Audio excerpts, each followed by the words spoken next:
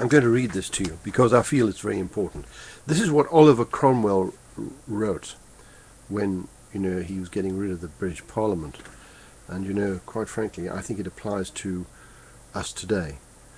Oliver Cromwell wrote, "It is high time for me to put an end to your sitting in this place, which you have dishonoured by your contempt of all virtue, and defiled by your practice of every vice. You are a factious crew, and enemies to all good government.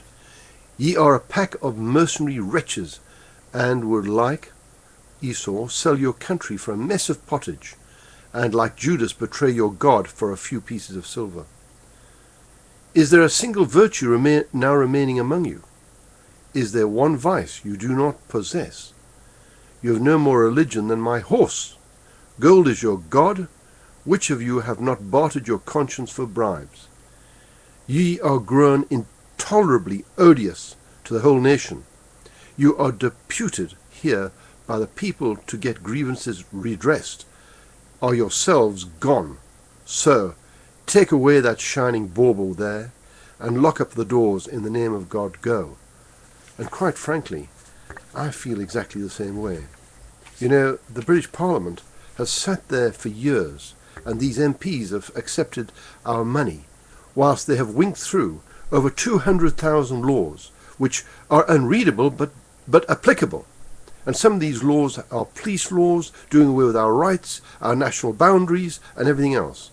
And what did they do? They should have walked out of Parliament instead of voting for that thing, that what they call treaty, the Constitution actually, but they called it the treaty. And Brown said, because it was called the treaty now, which it was obviously a fudge, and they'd moved a few of the clauses around, that it was now the treaty, and they didn't have to have a referendum. It didn't mean a thing. It's changed everything. And we as people cannot allow this to sit. Blair lied to us twice at the dispatch box. I watched that in Parliament today. The first question went, "Mr. Blair, will we have a referendum?" And his answer was yes. And from the opposition benches came the following question.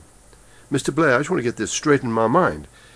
If all the nations of Europe turn down the Constitution, will we still get a referendum?" And his answer was yes. But that was before the last election. That was before the last election. So that whenever it was brought up on question time or any one of these other things about what's going on in Europe, they said, "Oh no, well that's for the referendum." So it was closed down immediately. So it was never discussed. So the people's minds were taken off this. And now, of course, what have we done? We've come to this situation where the whole thing has now been ratified, and Parliament hardly ever said a thing about it, actually. I've watched every question time in Parliament, Prime Minister question time. I never heard Cameron get up and ask Brown or Blair about the 95% budget missing. 95%, not me saying that. That is the EU auditors, very brave men. For 14 years they've been saying that 95% of the EU budget is missing. 95%. How much do we send a day there? We send 14 million a day. Now more, because they wanted more. With these charlatans we've got as leaders gave them more. So now, instead of 14 billion a year, we're spending 18 billion a year.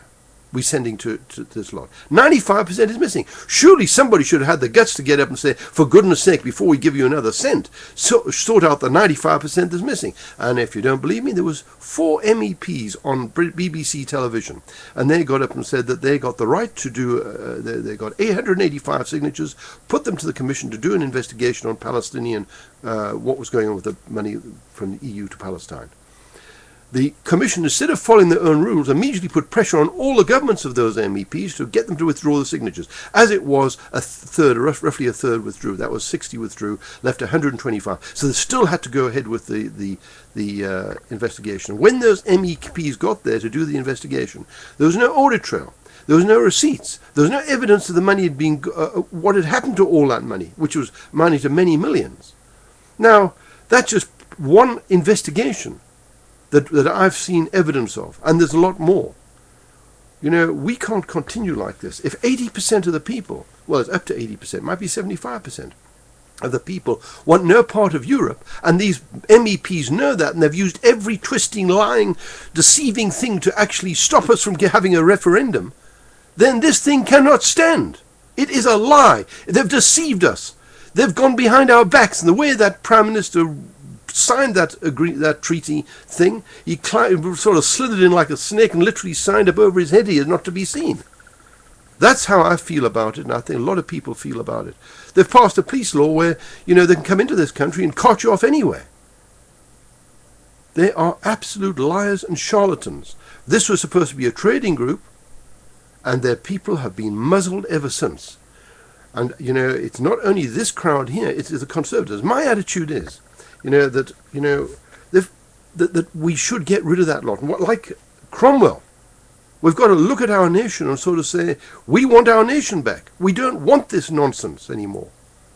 So I urge all people in the coming election to reduce your votes. Do not vote according to your tradition, which is to Labour or Liberals or Conservatives. Reduce it, or get rid of the Lib-Lab Con grouping who've put us into this mess. We've lost almost of our industries to Europe, and we've lost this and we've lost that. Vote for independence. Vote for UKIP. Even vote for BNP. Anybody who doesn't want this nightmare to be put on our heads of 200,000 laws which nobody's read, not even the MPs or the MEPs, because I know I've spoken to people. Some of them sort of said, well, I was reported to me that one said, when asked about this Liberal person there, she said, oh, well, she said, I had no time to read it, but those people over there said it was good. For goodness sake, is this how our people react? No wonder Hannan and these people are resigning from their party. No wonder Farage is so frustrated. I mean, these are very brave men. If you watch them in that parliament there, you could feel the evil coming out, and how brave they were to stand up and say what they said to these Merkel and Brown to his face, and he sat there sneering at this man when he was telling the truth. Get hold of your MPs and tell them that you want a referendum, that you don't want any of this to continue. Demand it, no matter what they say. Of course it can be done. I mean, with these men in charge like Brown and Cameron, Hitler, they'd be sort of saying, oh, what can we do? He's got all those aircraft and all those armies. We stopped a huge armies that were coming at us. This is just a few pieces of damn paper. Forget about it. We must get out of this thing. I'm sorry, I'm very angry about it. I don't normally talk like this, but I feel I've been muzzled for so long, and I write all the time to the newspapers to try and bring this to people's attention. Thank you very much for your time.